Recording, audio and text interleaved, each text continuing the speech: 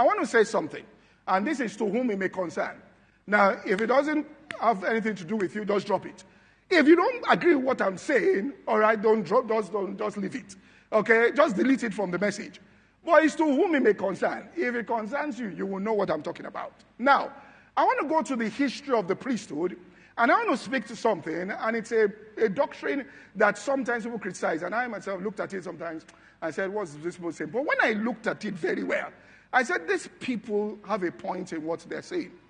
There is something that they call, that they say in ministry. In fact, somebody preached it once in Wolfbeck many years ago, and there was a minister in church that told me, she said, Pastor, you know this thing, this person said, you know, me and my husband, and the husband too is a pastor in Covenant, said, you know, his mother came and said, you know, the firstborns, you should protect this, your child who is the firstborn.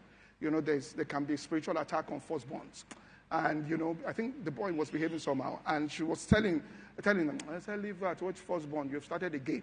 So they invited her to Wolfbeck. All right, Wolfbeck dead. So their mother followed them and sat down. And on this day in stadium, the preacher got up, I will mention his name, and said, I want to preach on firstborns and the warfare over firstborns. The mother looked at them and said, I was telling you at home, you people were telling me I don't know doctrine. Have you seen your all right? And they preached a full message. So she was telling him, Pastor, there is something, and I've seen it. And it can be a pattern. And I want to share something. You see, it is true that a firstborn child has a spiritual role and significance in a family. And I believe that when they say there is an attack, I don't doubt it.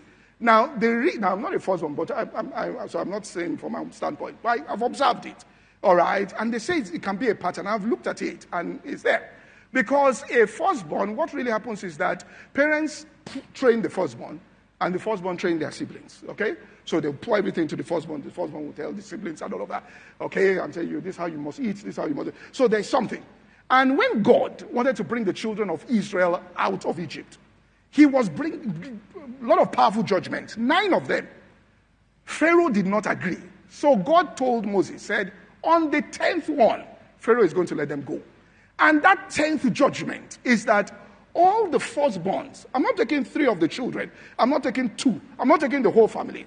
All I'm doing is that I'm going for the strategic child, the firstborn. Once I take all the firstborns and Pharaoh hears that the firstborns in the family are dying, he will say, you can go. And he now told Moses, said, the reason why is that Israel is my own firstborn. And that I will go for his firstborn, that he might release my own firstborn to me. And once it started happening, Pharaoh understood that the future of Egypt was the inheritance, and the future was collapsing right before them, because the firstborns were the carriers of the thing to the next generation. So he knew it was gone. So he said, let them go, let this thing stop. So Israel went. Then God now told Israel and said, look, once you give birth, the first child, whoever opens the womb, he said, hear this. This is how you got delivered, on the firstborn child. Whoever opens the womb belongs to me.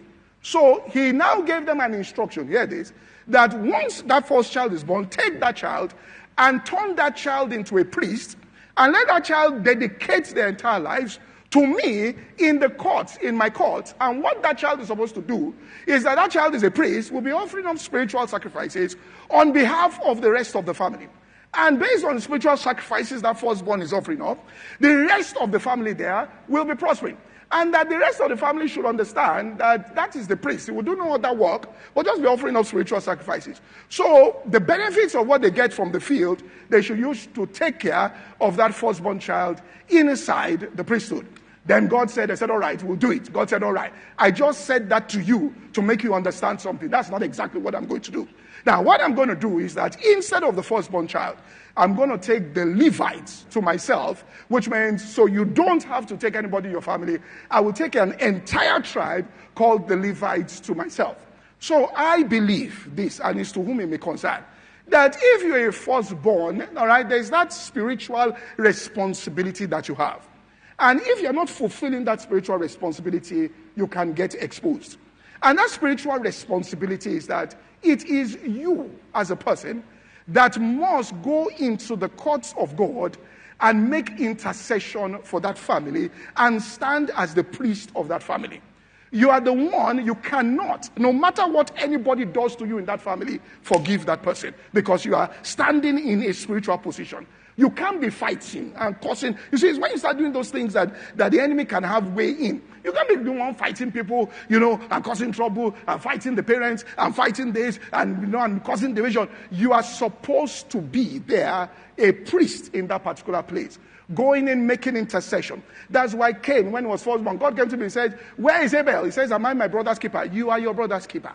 Are you following what I'm saying there? You are the keeper of everything. If God is going to come and ask for that family, he will first of all ask from your hands. Now, if you don't do it, then you get somebody else inside that family, all right, who rises up and now begins, all right, to do that. And then God can now say, okay, we'll walk through that. So Joseph was the one who had that mindset. And that's why Joseph carried that inheritance. So what happened was, to show that Joseph was a man who was an intercessor, he was a man who brought the family together, even after all they did to him. When he entered into the inheritance, he still was family conscious. He still was his brother's conscious. He was his brother's keeper. He had that mindset. And so I'm saying this to whom it concerns. You as a firstborn there, you cannot be in strife to your parents. You cannot be antagonistic, to other members inside of the family. You must understand, right? Because if God said, Israel is my firstborn. Israel is my firstborn.